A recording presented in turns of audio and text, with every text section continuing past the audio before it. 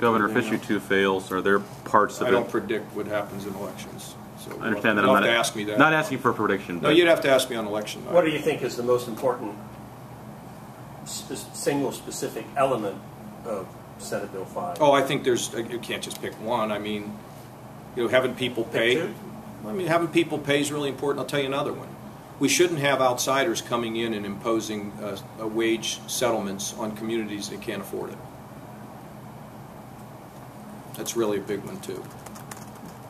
So what are some other options other than what is included in well, you know, I have a hard time understanding why we don't think that city councils and school boards should decide what their cost structure is. I mean, who should decide it? I mean, do we have that little confidence in school boards and city councils who are elected by the people out there that we don't think they can decide what they can afford? I mean, who should decide? Somebody from Michigan? You know, I mean, now, I mean, if they'd come to me and said, well, we can think about some other thing, you know, look, I have a history of negotiating like lots of big things. And I'm not saying like I'm the greatest okay, but look, we did the budget deal in '97. I worked with Ron Dellums to limit the production of the B-2. I think it was the only major weapon system that was halted by Congress in the 20th century. I've been told that. Let's check it out, okay? Let me give you another one. You know, I worked with Ralph Nader on loophole closings. You know, I've had a relationship with people that, you know, philosophically we could be miles apart. So what? You know, for example, I've just put Jennifer Bruner on a board. I intend to involve her, in all probability, on the issue of these felonies and how they differ from county to county. So if people had a better idea, they should have told me about it. But I vote for school board, I vote for city council. I kind of figure they ought to be in charge and tell me what they can afford. Don't you? I mean, maybe we should. I don't know why we would elect them then if they can't run the city. Well, so, I mean, at the same time, you know, council was playing the role of management, you know, versus the union. But they represent the public. They represent the public. The public puts them in there. What do you think they put them in there to do? I think they put them in there to run the city. And running the city means managing the finances. I don't understand that argument. I really do not get that. I mean, I understand what the argument is, but I'm not sympathetic to it. You know, I think now we're kind of scraping the bottom of the barrel for stuff. I'm about done. Well, one more thing. Okay. Lawsuits coming on VLTs to stop it, or attempt to stop it. Look, I mean, I think what we have done with the casinos and getting more money and moving it along, and what we've done with VLTs and put them into the racetrack, the 10-year moratorium, I think has been good. We get revenue from that as well, which ultimately will help our schools in one way or another. You know, people can sue. I mean, this is you know, one thing I can tell you is there's just a lot of suits going on everywhere we look. I mean, you know, if you don't win, you sue.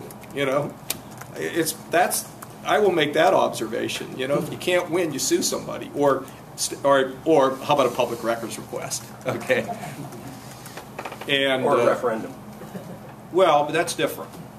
Or you know, but that's all part of the system as opposed to these other things that I view as much less constructive.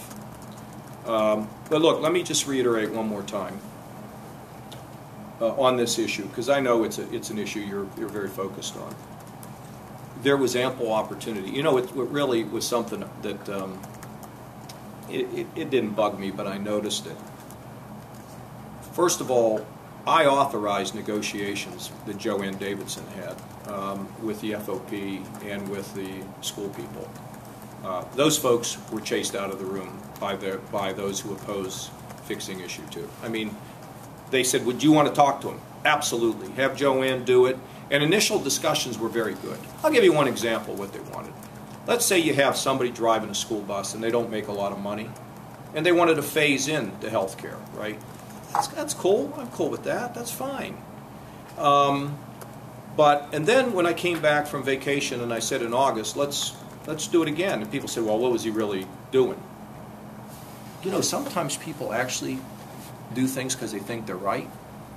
And in that case, I think it would have been great had they been willing to sit down, but they weren't. And that's the way it goes. And they had the whole legislative process, and they didn't use that. And look, I've been in the minority, right?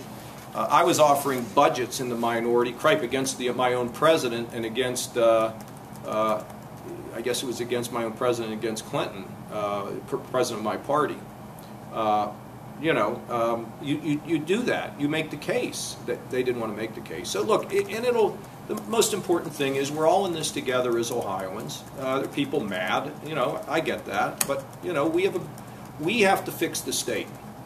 And if we don't move forward on fixing this state with lower taxes, less regulation, better trained workers, where do you think we're going to end up? Look where we've been for the last 10 years. And now we're finally starting to gain ground. And we'll continue to push for it, and we'll get there. I am confident that over time Ohio will prevail as, you know, one of maybe the leading Midwestern states. We have our great location, we have great assets, we have great people.